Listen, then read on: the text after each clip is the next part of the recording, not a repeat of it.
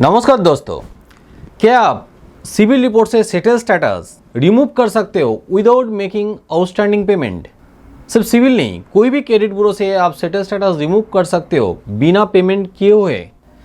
Settle status कैसे आप remove करोगे सिविल रिपोर्ट से, इसके लिए मैं पहले ही वीडियो बना चुका हूँ। फिर भी ये वीडियो इसीलिए बना रहा हूँ, गूगल में अब ऐसा बहुत सारा कंटेंट आपको मिलेगा जहाँ पे कंट्रोवर्सी है। कुछ लोग ये बता रहे हैं कि आप बिना पेमेंट किए हुए सेटल स्टेटस रिमूव कर सकते हो सिविल रिपोर्ट से, और कुछ लोग बता रहे हैं कि आपको पेमेंट करना पड़ेगा। तो कौन सही है? मैं ये वीडियो किसी वीडियो देख के बना रहा हूँ, ऐसा नहीं है, और ना कोई कंटेंट पढ़ के बता रहा हूँ। मेरा 7 ईयर से ज़्यादा टाइम के लिए एक्सपीरियंस है सिविल रिपोर्ट रेक्टिफिकेशन करने का। मैं एक एजेंसी चलाता हूँ जहाँ पे सिविल रेक्टिफिकेशन का काम होता है, और मैं बहुत सारे कस्टमर्स का सिविल रिपोर्ट रेक्टिफिकेशन किया हूँ लास्ट 7 ईयर से। मैं वही एक्सपीरियंस आप लोगों के साथ शेयर करेंगे ताकि आपको सही इन्फॉर्मेशन मिले और कोई कन्फ्यूजन ना रहे। मैं यहाँ पे आप लोगों को कुछ क्रेडिट रिपोर्ट भी शो करेंगे ताकि आपको कन्फ्यूजन दूर हो। वीडियो के एंड में ये भी मैं बताएंगे आपका सिविल रिपोर्ट में सेटल स्टेटस है, फिर भी आपको कहाँ से लोन मिले। वीडियो एंड तक देखते रहिए। What does settlement mean in a civil report? Settle status क्या होता है, इसको लेके छोटे से डिस्क्रिप्शन दे देता हूँ। कोई कस्टमर बैंक से लोन लिया है और उन्होंने टाइमली पेमेंट नहीं कर रहे हैं, तो उस केस में बैंक उन कस्टमर को एक ऑफर दे सकता है डिस्काउंट दे के उस लोन को क्लोज करने के लिए। कस्टमर ये ऑफर एक्सेप्ट कर लेता है और डिस्काउंट लेके उस लोन को क्लोज करे, तो उस जगह में ये सेटलमेंट होता है, और बैंक भी सिविल में उन पर्टिकुलर अकाउंट में सेटल स्टेटस भेज देते हैं। यहाँ पे 3 पॉइंट्स आप अच्छे तरह से देखिए। If the default loan is unknown to you, if you genuinely settle one of your prior loan accounts, settlement due to error. यहाँ पे first point and third point, ऐसा कोई प्रॉब्लम्स हो सिविल रिपोर्ट में तो वहाँ पे बिना पेमेंट किए हुए सेटल स्टेटस रिमूव हो सकते हैं। पहला point, default loan is unknown to you. ये डेटा मिक्सिंग की वजह से होता है। दो कस्टमर का नाम में सिमिलरिटी होने की वजह से एक दूसरे का अकाउंट सिविल रिपोर्ट में चला आता है। दूसरा कोई कस्टमर का लोन सेटल होता है तो पहला जो कस्टमर है उनका सिविल रिपोर्ट में वो सेटल स्टेटस शो करते हैं। तो यहाँ पे वो सेटल स्टेटस रिमूव करना बहुत आसान है। सिर्फ ऑनलाइन में डिस्प्यूट रेज करके बहुत आसानी से इसको आप रिमूव कर सकते हो। तीसरा केस में सेटल ड्यू टू एरर। यहाँ पे भी कोई कस्टमर पूरा पैसा पेमेंट कर दिया है, कोई क्लरिकल एरर के वजह से, टेक्निकल एरर के वजह से, और कभी कभी सेटल किया हुआ है, बाद में पेमेंट कर दिया है कस्टमर, मगर बैंक वहाँ पे अपडेट नहीं किया है, तो यहाँ पे भी आप डिस्प्यूट डालोगे तो आसानी से ये जो एरर है सही हो जाएगा। प्रॉब्लम्स होता है ये दूसरा जो पॉइंट है, genuinely settle one of your prior loan account, जहाँ पे कस्टमर डिस्काउंट लेके लोन को क्लोज किया है, और इस जगह में कंट्रोवर्सी है। किसी किसी ने बोलते हैं कि यहाँ पे आप पेमेंट करोगे तभी वो सही हो सकता है, और कोई कोई बोलते हैं नहीं, ये सही हो सकता है बिना पेमेंट किए हुए। उनका कहना है 7 साल बाद अपने आप वो सेटल स्टेटस रिमूव हो जाता है। क्यों वो लोग ऐसे कह रहे हैं? In India, if you settle in your prior loan accounts, the settle remark will remain in your credit score for lifelong. India में आप सेटल करोगे तो लाइफ लॉन्ग रहते हैं, मगर यूएसए में 7 साल बाद वो रिमूव हो सकते हैं। यूएसए में ये सेटल स्टेटस से रिमूव होता है ऐसा नहीं है, वो अकाउंट पूरा का पूरा रिमूव हो सकते हैं।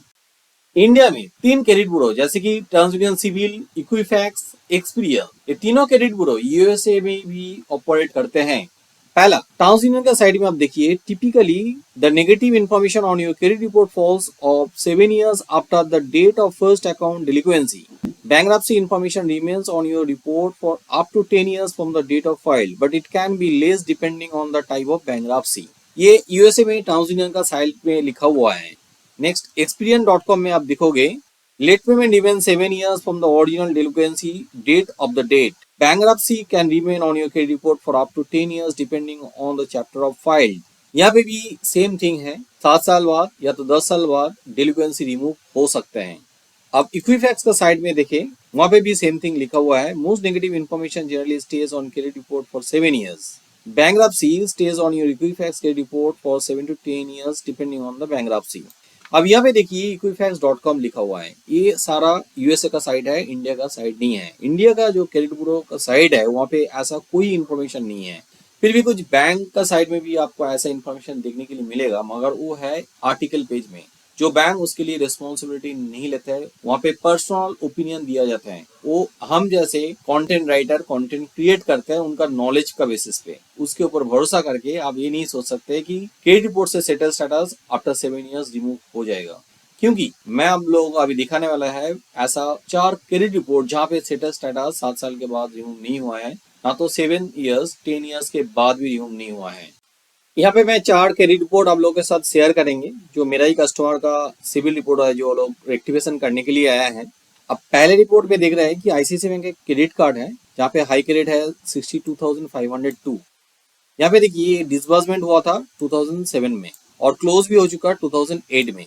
अभी भी सेटल स्टेटस शो कर रहे हैं। मैं जिस डेट में ये रिपोर्ट उठाया गया है वो डेट भी शो कर रहा हूँ, एकदम ऊपर में आपको देखने के लिए मिलेगा। यहाँ पे देखिए 13/1/2023 में रिपोर्ट लिया गया है। मैं और एक रिपोर्ट आप लोगों के साथ शेयर करता हूँ। यहाँ पे देखिए सिटी बैंक का एक पर्सनल लोन है, 53,000 सैंक्शन हुआ था, करंट बैलेंस 0 है, अमाउंट ओवर ड्यू भी 0 है, तो इसका मतलब लोन क्लोज हो चुका है। 2005 में लिया गया था और 2010 में क्लोज भी हो चुका है। यहाँ पे देखिए post W O settle status show कर रहे हैं। ये post W O settle status similar to settled है। ये रिपोर्ट भी उठाया गया है 29/4/2023 में। तीसरा और एक रिपोर्ट मैं दिखा रहा हूँ। ये रिपोर्ट पैसा बाजार का रिपोर्ट है, मगर यहाँ पे भी इंफॉर्मेशन आपको मिलेगा। इंफॉर्मेशन कुछ हाइड करके रखा है प्राइवेसी के कारण से। यहाँ पे देखिए एक राइट ऑफ अकाउंट भी है जो ओपन होता है 2002 में। पोस्ट डब्ल्यूओ सेटल स्टेटस है, 2008 में हुआ है, 2004 में पोस्ट डब्ल्यूओ सेटल्ड है। यहाँ पे देखिए 2008 में एक क्रेडिट कार्ड है सेटल हुआ है। एचडीएफसी बैंक का एक 2007 में क्रेडिट कार्ड था, वो भी सेटल हुआ है। फोनिस ईआरसी एक एसेट रिकंस्ट्रक्शन कंपनी जहाँ पे क्रेडिट कार्ड है, वो भी सेटल हुआ है 2007 में।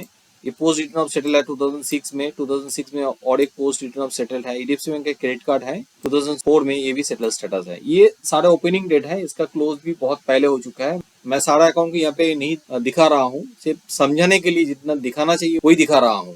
रिपोर्ट के एंड में चले जाते हैं, सिर्फ ये वाला अकाउंट को हम लोग चेक करके देख लेते हैं। यहाँ पे देखिए एचडीएफसी बैंक का क्रेडिट कार्ड जो सेटल स्टेटस है 2004 में ओपन हुआ था और क्लोज भी 2011 में हो चुका है, फिर भी अभी भी सेटल स्टेटस दिखाई दे रहा है। रिपोर्ट का एकदम ऊपर में चलता है, जिस डेट में ये रिपोर्ट लिया गया है वो भी देखते हैं। Here is credit report for October 23। अक्टूबर 23 का ये रिपोर्ट है, जहां में भी सेटल स्टेटस शो कर रहे हैं 10 साल का पुराना। मैं और एक रिपोर्ट भी आप लोगों के साथ शेयर कर रहा हूँ। यहाँ पे देखिए सिटी कॉर्प फाइनेंस का एक लोन पर्सनल लोन है। लोन ओपन हुआ था 22/2009 में और क्लोज भी हो चुका है 26/9/2011 में। यहाँ पे क्रेडिट फैसिलिटी स्टेटस देखिए पोस्ट डब्ल्यूओ सेटल। ये रिपोर्ट कुछ दिन पहले ही मैं पुल आउट किए थे, इसका भी डेट दिखा देता हूँ 8/11/2023 में।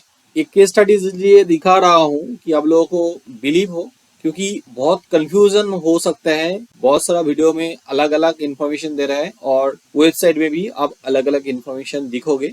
मेरा प्रैक्टिकल एक्सपीरियंस है और मेरे पास रिपोर्ट भी है, जो काम हम लोग कर रहे हैं वो आप लोगों को दिखा रहा हूँ ताकि आप कॉन्फिडेंस के साथ डिसीजन ले सके। क्योंकि हो सकता है किसी का 1 साल बाकी है अभी 7 ईयर्स कंप्लीट होने में, हो सकता है कि उन्होंने सोचा है कि भाई इतना पैसा पेमेंट करेंगे, उससे अच्छा है कि 1 साल रुक जाता है। मगर आपका लोन के लिए जरूरत है तो आपको पेमेंट करना ही पड़ेगा, तभी जाके ये सेटल स्टेटस रिमूव होगा। Steps to be taken. पहला काम, contact with the lender, pay the remaining outstanding balance and collect NOC, raise dispute in civil, send request to the lender for required correction। आपको पहले payment करना होगा, उसके बाद आपको डिस्प्यूट डालना है। जब आप डिस्प्यूट डाल रहे हैं, सिविल में भी डिस्प्यूट डालिए और साथ में बैंक में भी एक कंप्लेन लेटर भेज दीजिए पेमेंट रिसीप्ट और NOC के साथ। तो ये प्रोसेस फॉलो करके आपको सेटल स्टेटस रिमूव करना है। कैसे आप करोगे, मेरा ऑलरेडी डिटेल वीडियो है, मैं यहाँ पे प्रोसेस डिस्कस नहीं कर रहा हूँ क्योंकि वीडियो बहुत लंबे हो जाएगा। मेरा वाला वीडियो देख लीजिए, कैसे आप डिस्प्यूट डालोगे आपको पता चलेगा, और कैसे आप सेटल स्टेटस रिमूव करोगे सिविल रिपोर्ट से, उसके लिए कुछ दिन पहले ही मैं एक वीडियो बनाया हूँ। ये वाला वीडियो देख सकते हो, यहाँ पे भी आपको अच्छा नॉलेज मिलेगा। अब आता है कि सेटल स्टेटस रिमूव करने में आपका टाइम लग सकता है, मगर आपको लोन जल्दी चाहिए, तो क्या आपका सेटल स्टेटस रहने से लोन नहीं मिलेगा? हाँ, जरूर लोन मिलेगा। कुछ कंपनी ऐसा है जहाँ पे ज्यादा रेट ऑफ इंटरेस्ट लेके लोन देते हैं। मैं आज से करीब 12 साल पहले श्रीराम हाउसिंग फाइनेंस में काम करते थे एज अ बिजनेस एसोसिएट। वहाँ पे हाउसिंग लोन करते थे, जहाँ पे सेटल स्टेटस रहने के बाद भी लोन देते थे क्रेडिट कार्ड पर्सनल लोन में। वहाँ पे रेट ऑफ इंटरेस्ट था 15%, लोन अगेंस्ट प्रॉपर्टी में रेट ऑफ इंटरेस्ट था उस टाइम पे 18%। कुछ दिन पहले श्रीराम हाउसिंग फाइनेंस से कोई एग्जीक्यूटिव मेरे पास आए थे। वो लोग बोल रहे कि अभी भी हम लोग कर रहे हैं, स्कोर कम रहने के बाद भी और सेटल स्टेटस रहने के बाद भी। हाँ, उसमें कुछ कंसिडरेशन होता है। सिर्फ श्रीराम हाउसिंग फाइनेंस में ऐसा कंसिडरेशन करके देता है ऐसा नहीं है, दूसरा कोई बैंक भी दे सकते हैं। क्रेडिट कार्ड सेटल आपको 7 साल 8 साल पहले हो तो भी कुछ बैंक उस कस्टमर को लोन देते हैं, मॉर्गेज लोन देते हैं, मगर वहाँ पे रेट ऑफ इंटरेस्ट बहुत ज्यादा लगता है। ऐसे ही अनसिक्योर्ड लोन भी मिलता है। कुछ P2P प्लेटफॉर्म है जहाँ पे सेटल स्टेटस रहने के बाद भी अनसिक्योर्ड लोन देते हैं, मगर लोन अमाउंट बहुत कम होता है, जहाँ पे रेट ऑफ इंटरेस्ट बहुत ज्यादा होता है और प्रोसेसिंग फी भी बहुत ज्यादा होता है। इसीलिए मैं हमेशा बताता हूँ कि आप पहले सिविल रिपोर्ट से सेटल स्टेटस रिमूव कर लीजिए, उसके बाद लोन के लिए अप्लाई कीजिए। सिर्फ सेटल स्टेटस नहीं, कोई भी नेगेटिव स्टेटस रहे तो आप पहले सही कीजिए, स्कोर को इम्प्रूवमेंट कीजिए, उसके बाद लोन के लिए अप्लाई कीजिए। कैसे आप सिविल रिपोर्ट रेक्टिफाई करोगे, कैसे सेटल स्टेटस रिमूव करोगे, उसके लिए मेरा कंप्लीट ट्यूटोरियल है। मैं उस ट्यूटोरियल का लिंक नीचे डिस्क्रिप्शन में देके रखा हूँ, वो सारा वीडियोस आप देख लीजिए। आप खुद ही आसानी से सिविल रिपोर्ट सही कर पाओगे और स्कोर को भी इम्प्रूवमेंट कर पाओगे। फिर भी आपको लग रहा है कि नहीं ये डिफ़िकल्ट लग रहा है, या तो आपके पास उतना टाइम नहीं है सिविल रिपोर्ट रेक्टिफिकेशन करने के लिए, आप हमें भी कांटेक्ट कर सकते हैं। मेरा टीम आपको हेल्प कर देगी, आपका सिविल रिपोर्ट रेक्टिफिकेशन करेगी और साथ में स्कोर को भी इम्प्रूवमेंट करेगी, ताकि आपको आसानी से लोन मिले। मेरा ये वीडियो अच्छा लगे तो जरूर लाइक कीजिए, मेरे चैनल को सब्सक्राइब कीजिए और जरूर बेल आइकॉन को दबा दीजिए, ताकि आने वाला वीडियो का नोटिफिकेशन आपके पास चला जाए। वीडियो एंड तक देखने के लिए बहुत बहुत धन्यवाद।